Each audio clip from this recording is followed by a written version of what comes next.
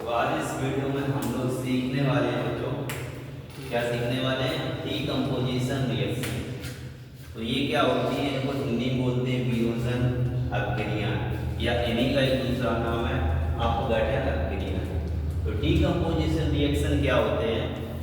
ये एक प्रकार की रासायनिक अभिक्रियाएं होती हैं जिसमें एक पदार्थ एक या एक से अधिक पदार्थों में टूट जाता है किन्हीं बाहरी कारणों के द्वारा।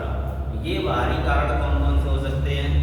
ऊष्मा यानी कि गर्मी, प्रकाश, विद्युत यानी कि इलेक्ट्रिसिटी।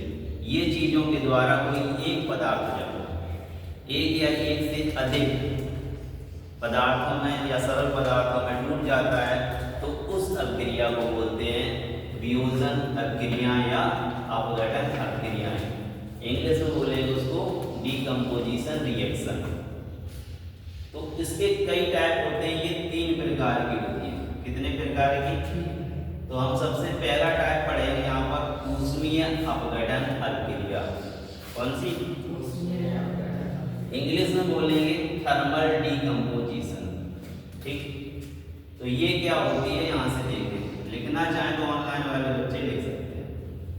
वह रासायनिक अभिक्रिया जिसमें यौगिक ऊष्मा यानी कि हीट के द्वारा 2 या 2 से अधिक सरल पदार्थों में अपघटित हो जाता है यानी कि बट जाता है, ऐसी अभिक्रिया को ऊष्मीय अपघटन अभिक्रिया कहते हैं। फिर से समझो, वह रासायनिक अभिक्रिया जिसमें कोई यौगिक ऊष्मा के कारण 2 या 2 से अधिक सरल पदार्थों में बट जाता है, उस अभिक्रिया को बोलते हैं ऊष्मीय अपघटन अभिक्रिया या थर्मल डीकम्पोजिशन। तो इसके हम एग्जांपल समझेंगे, देखिएगा। जब चूना पत्थर है ना, कैल्शियम कार्बोनेट को क्या करते हैं, ऊष्मा देते हैं, यानी कि ऊष्मा का मतलब गर्म करते हैं, तो हमें प्राप्त होता है कैल्शियम ऑक्साइड और कार्बन डाइऑक्साइड। इसके लिए आपको बच्चों ये फॉर्मूले पता होने चाहिए। चूना पत्थर लिखा है उसका मतलब होगा CaCO3, कैल्शियम ऑक्साइड लिखा है CaO होना चाहिए, और कार्बन डाइऑक्साइड का CO2।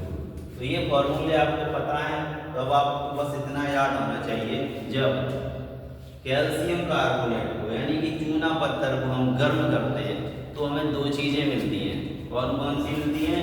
कैल्शियम ऑक्साइड मिलता है और कार्बन डाइऑक्साइड मिलता है। इस विधि का ज़्यादा से ज़्यादा प्रयोग सीमेंट बनाने में होता है। किसमें होता है? सीमेंट बनाने में इस प्रोसेस का यूज होता है। इस प्रोसेस का मतलब ऊष्मीय अपघटन अभिक्रिया। इसका दूसरा एग्जाम्पल हम लोग समझेंगे, देखिएगा। जब फेरस सल्फेट FeSO4, ये क्या है?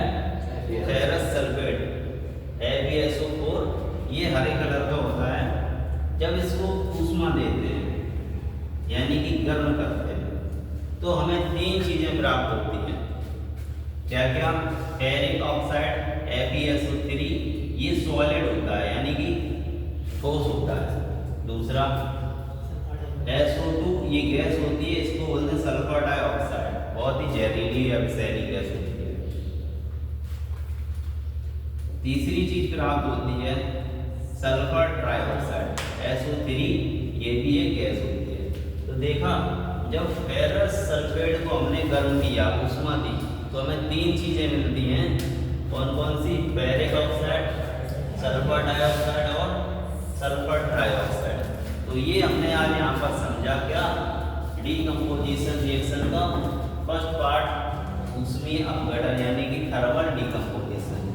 इसको बच्चों याद कर लीजिए और नोट्स बनाते चलिए। चलते हैं नेक्स्ट।